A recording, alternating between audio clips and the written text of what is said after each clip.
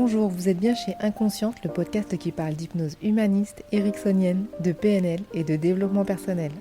Je m'appelle Pascaline Nogrette, hypnothérapeute à Bordeaux. Passionnée par le corps et l'esprit et le lien entre les deux, je suis très motivée pour partager et simplifier tous ces outils que j'ai découverts toute seule ou que j'ai appris en formation ou dans les bouquins. Là, tout de suite, je me sens enjouée et j'ai besoin de partage. Je vous parle aujourd'hui d'empathie. C'est quoi l'empathie ? Pour moi, c'est une faculté à accueillir les émotions de l'autre, contrairement à la sympathie, où on les mime et où on est quasiment aussi mal que la personne qui nous parle. Je vous parle d'empathie car dans le cadre de ma formation en communication non violente, ce fut une révélation. Sans empathie et auto-empathie, on ne peut rien faire en communication non violente. En fait, c'est même un des piliers de la CNV. Depuis quelques jours, j'expérimente la danse de la CNV avec quelques patients.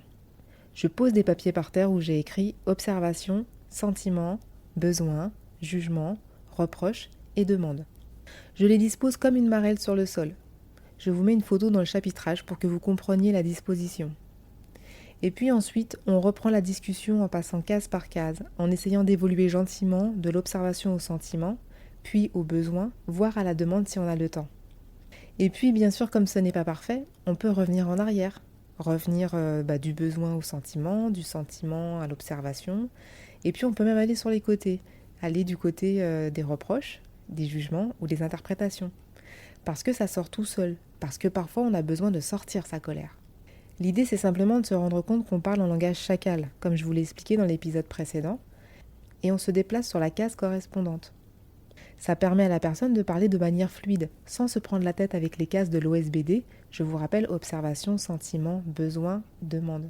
Parce qu'une des demandes fréquentes que j'ai entendues lors de la formation était de pouvoir parler CNV sans avoir l'air d'un robot ou d'un débile.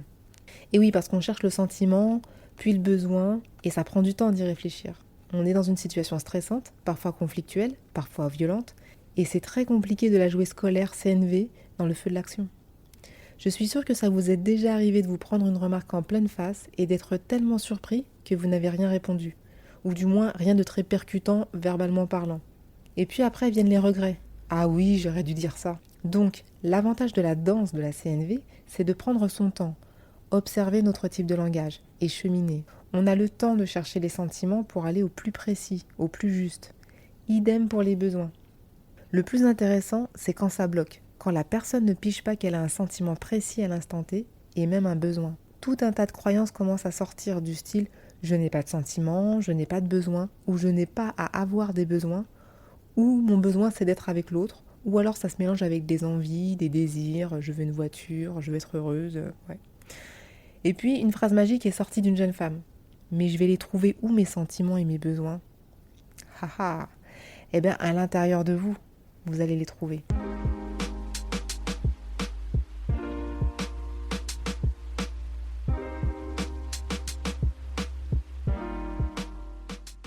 C'est maintenant que l'empathie entre en scène, ou plutôt l'auto-empathie. Où aller chercher ses sentiments et ses besoins, si ce n'est en soi, par un exercice d'introspection.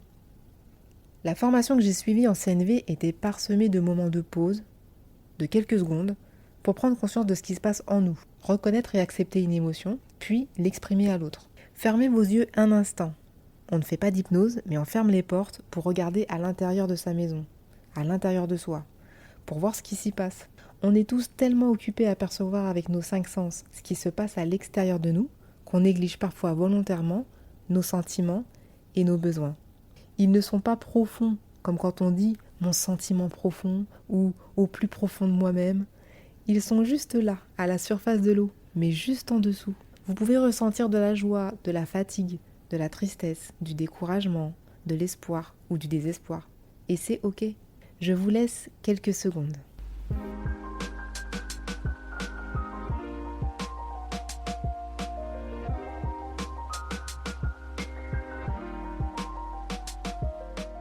Ça y est, vous avez capté votre sentiment de l'instant ? Moi, tout de suite, je suis déçue et j'ai besoin de compréhension. Peut-être que dans quelques instants, ça sera différent. Oui, ça vient déjà d'évoluer, j'ai besoin de respect. L'auto-empathie est un exercice à réaliser fréquemment pour se reconnecter à soi d'abord. Sinon, comment se connecter à l'autre ? Impossible.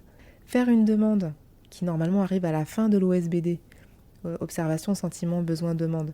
Cette demande, elle nécessite que nous soyons clairs sur notre sentiment et le besoin qui en découle. Si ce n'est pas le cas, soit la demande n'existe pas, soit elle ne répond même pas à mon besoin. De l'autre côté, votre empathie vous permet de recevoir les paroles de l'autre sans jugement, ni reproche, ni interprétation. Rien de pire que de parler de soi à cœur ouvert et qu'en face on vous dise « Mais non, c'est pas ce que tu ressens, c'est plutôt ça ». Ça m'est arrivé tellement de fois. Ça n'est pas de la communication bienveillante, c'est seulement jouer au jeu de qui a tort et qui a raison.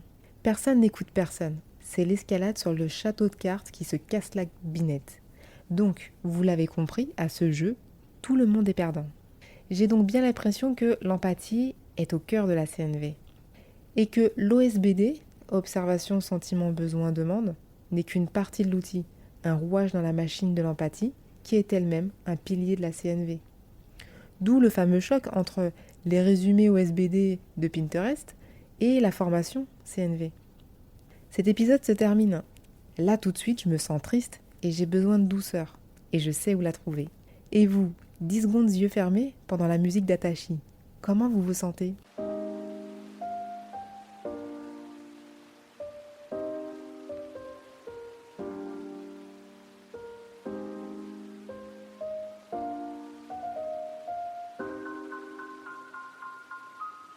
J'espère que ce nouvel épisode vous a plu. Vous pouvez profiter du chapitrage sur cet épisode si vous l'écoutez sur Ocha ou Apple Podcast. Soutenez le podcast Inconsciente afin qu'il soit écouté par le maximum de personnes. Partagez-le si vous pensez qu'il peut faire du bien à quelqu'un. Suivez-moi sur Instagram, Pascaline Hypnose, et laissez-moi un commentaire, je serai ravie de vous lire. Et si vous êtes sur Apple Podcast, alors là vous savez que les étoiles, c'est la vie. Merci et à bientôt.